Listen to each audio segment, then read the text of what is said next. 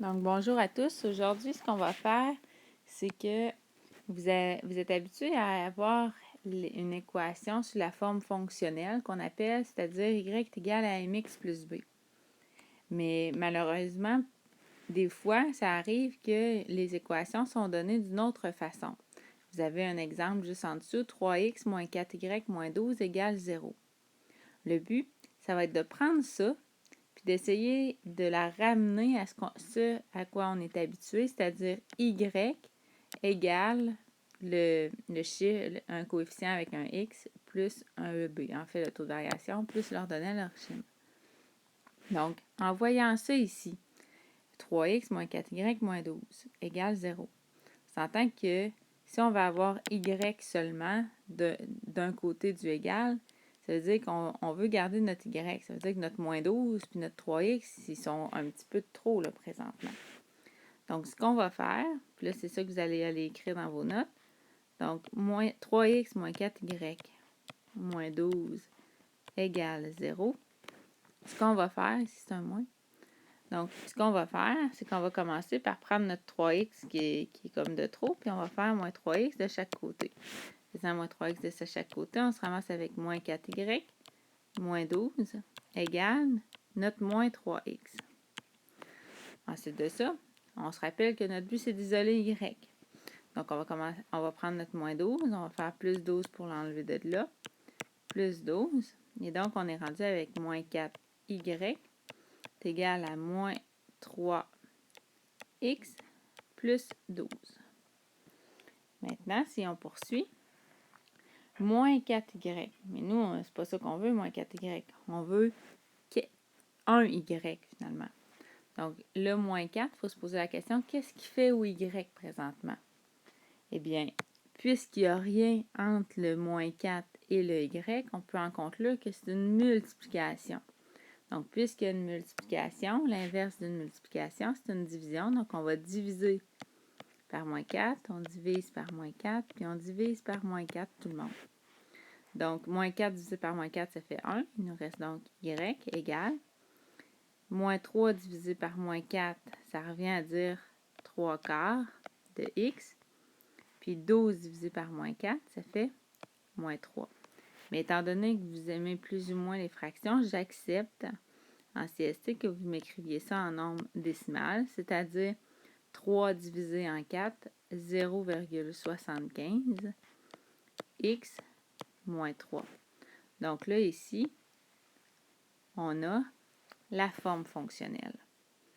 Si on poursuit avec le prochain, donc pour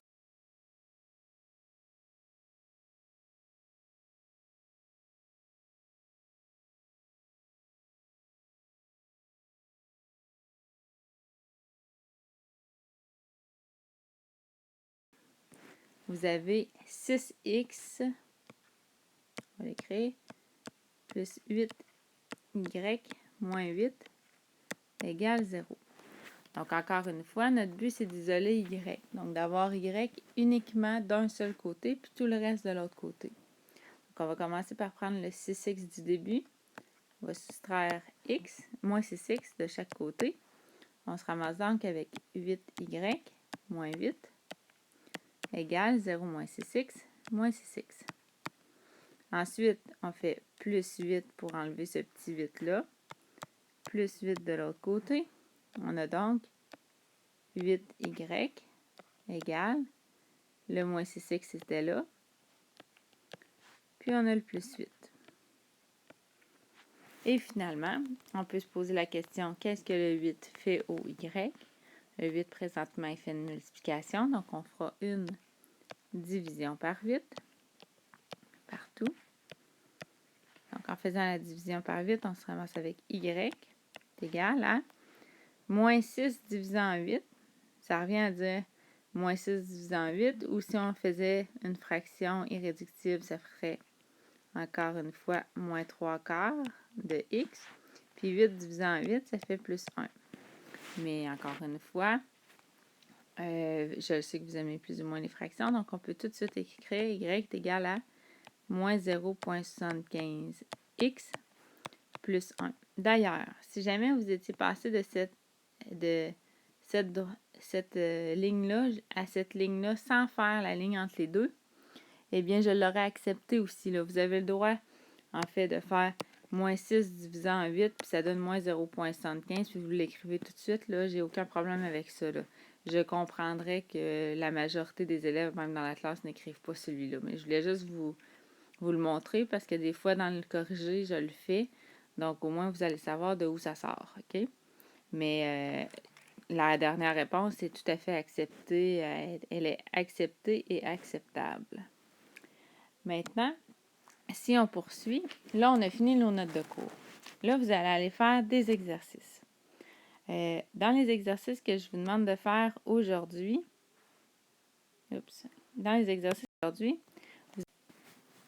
OK. Donc, vous avez ici le périmètre d'un polygone. C'est une compétence 2.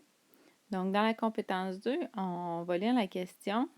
Si le segment BD est sur la droite x moins 2y égale moins 10, donc dans le fond, ça veut dire que celle-ci, dans le fond, c'est la première équation. Et si AD, donc celle-là, est sur la droite x plus 4y égale 32, calcule le périmètre du polygone. Bon, le but, c'est de calculer le périmètre. Donc, on peut se poser la question avant même de commencer. Si on cherche le périmètre, qu'est-ce que ça veut dire qu'on cherche? Bien, ça veut dire qu'on cherche le contour de cette figure-ci. Et cette figure-ci, si on veut savoir son contour, ça veut nécessairement dire qu'il va nous falloir la distance. Donc, la distance de AC, la distance de BAC, de BAD, puis de DAA. Ça, c'est certain. Puis une distance, bien, dans le chapitre, jusqu'à maintenant, on l'a appris, hein? On a nos distances horizontales, verticales et obliques. On s'entend que ici, c'est une distance qui est horizontale. Celle-ci, c'est une distance qui est verticale. Et finalement, celle-là ici, puis celle-là ici aussi. Donc, AD et BD, eux autres, ben, c'est des distances obliques. Puis quand on cherche des distances obliques, et en fait, peu importe quelle sorte de distance, qu'est-ce qu'il nous faut? Il nous faut des points. Ça veut dire qu'il faut avoir cette coordonnée-ci. Celui-là, ben, ça va bien. Hein? Lui, on peut déjà aller l'écrire. Lui, on le sait, c'est 0, 0. Donc ça va bien là-dessus. Oups, ça, c'est un 0. Donc, 0, 0. Ensuite, le B, on n'en a aucune idée. C'est entre 4 et 6. En fait, c'est 0,1 chiffre entre 4 et 6. Le D, on n'en a aucune idée. On ne connaît ni le X ni le Y. Et le A, eh bien, lui, on connaît quelque chose. Sur le A, en fait, on connaît son X, on ne le sait pas. C'est plus que 30, mais on ne sait pas c'est combien. Son Y, lui, en hauteur, il n'y a aucune hauteur. Donc, il était exactement à 0. En fait, on pourrait même aller l'écrire aussi pour le B. Le B, on sait pas, on connaît son X, c'est 0, mais en hauteur, on ne le sait pas trop. C'est un chiffre entre 4 et 6. Donc là, puis le D, ben lui, on oublie le projet. Là, pour l'instant, on n'en a aucune idée. Donc, si vous regardez le tout, vous avez quand même des équations. Ces équations-là, ils nous servent à quelque chose, évidemment. Donc, ces équations-là, peut-être que si on les mettait sous la forme fonctionnelle, comme on vient juste de voir, peut-être bien que ça pourrait nous aider. Donc, ce que je vais vous demander de faire, on va pouvoir mettre pause peut-être à la vidéo. Je vais vous demander d'aller prendre ces deux équations-là, puis d'aller isoler le Y pour les avoir sur la forme fonctionnelle. Donc, vous pouvez y aller. Moi, ce que je vais faire, c'est que je vais faire pause à la vidéo moi aussi.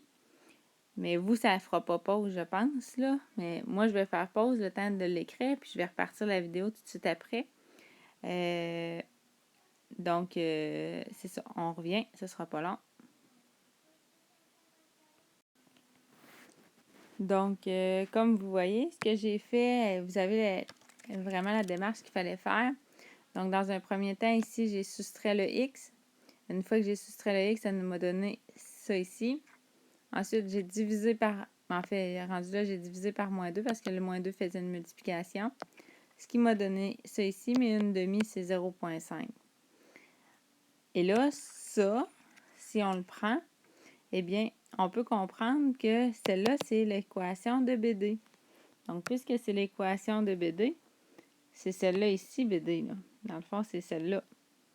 Donc, si on connaît maintenant notre ordonnée à l'origine qui est 5, on peut donc aller dire que ici, le chiffre qui est là, c'est 5. Donc là, on a déjà une nouvelle information. On connaît notre point B, c'est 0,5.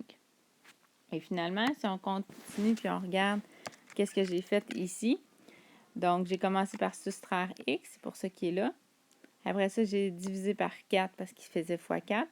Donc 32 divisé en 4, 8. Moins 1 divisé en 4, moins 1 quart, ce qui fait moins 0,25x. Puis le 8. Mais là, après ça, j'ai juste réinversé parce que nous, on est habitué de mettre le mx avant puis le b après. Donc ici, j'ai juste fait un petit switch là. Je les ai changés de côté. Donc, ce qui fait que notre équation, en fait, le AD, lui, son équation, c'est celle-là.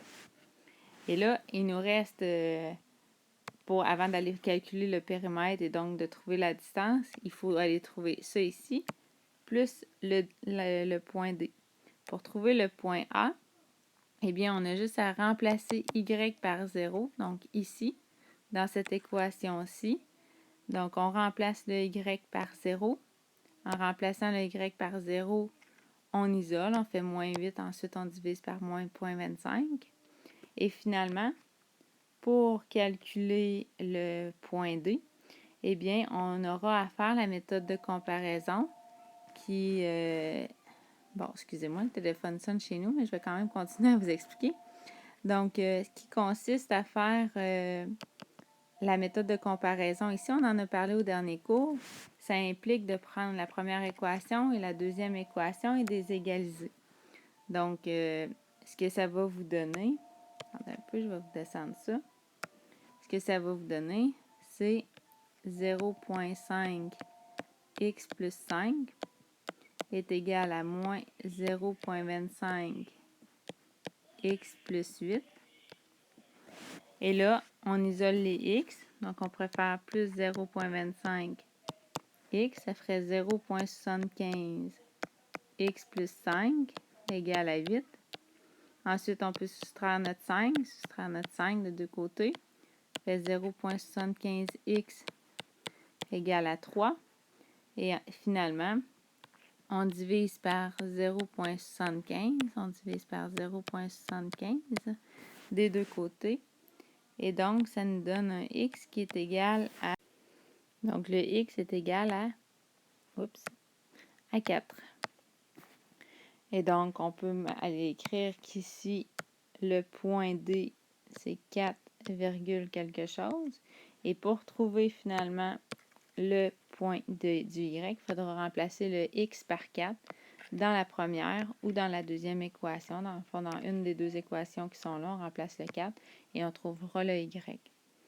Pour toute la démarche, finalement, par rapport à tout ce numéro-là, vous l'avez quand même à la fin du document que vous avez reçu.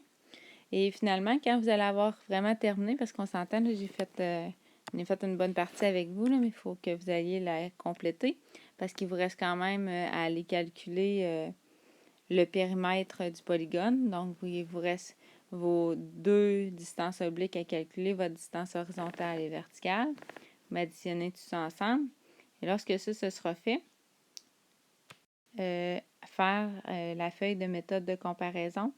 Feuille de méthode de comparaison, vous en avez 6. Je veux que ce soit fait pour le prochain cours. Donc, vous me faites les 6. Oui, vous avez au verso le corrigé, mais je veux que vous preniez le temps d'aller trouver vos valeurs de X et de Y en comparant parce que on va en faire beaucoup dans le chapitre. Si vous n'avez pas fait cet exercice-là, eh bien, c'est certain que les compétences 2 à suivre vont être plus difficiles à l'avenir. Donc, forcez-vous, là, puis allez faire les 6 numéros qui sont là, allez trouver la valeur de X et de Y en égalisant les deux équations. Et comme vous voyez, là, il y en a là, parfois là, que le Y n'est pas isolé. Donc, il faut commencer par isoler le Y. Donc, ici, il faut isoler le Y. Ici aussi, il faut isoler le Y. ici aussi, puis le dernier aussi. Quand vous allez avoir isolé les Y, quand ça va avoir l'air comme au numéro 1, vous égalisez vos deux équations, puis vous allez trouver X et Y. On reverra ça au prochain cours, donc bonne période, puis travaillez bien. C'est bon, bye!